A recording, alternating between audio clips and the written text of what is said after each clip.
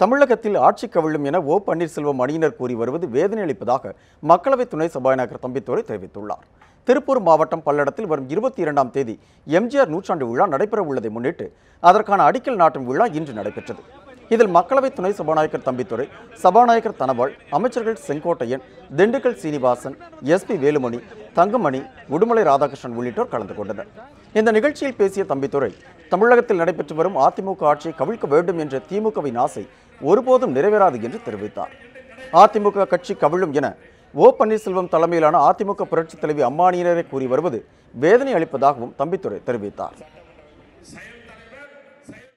புரட்சித் தலைவர் உருவாக்கிய இரட்டை இலை சின்னம், அம்மாவால் பாதுகாக்கப்பட்ட சின்னம், அந்த சின்னத்தில் ஆட்சி அமைத்திருக்கிறார்கள்.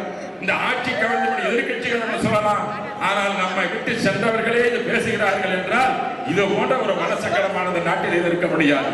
அவர்களை எல்லாம் அன்போடு கேட்டுக்கொள்கின்றேன். இத்தகைய உணர்வு நாட்டு மக்களை பரப்ப வேண்டாம்.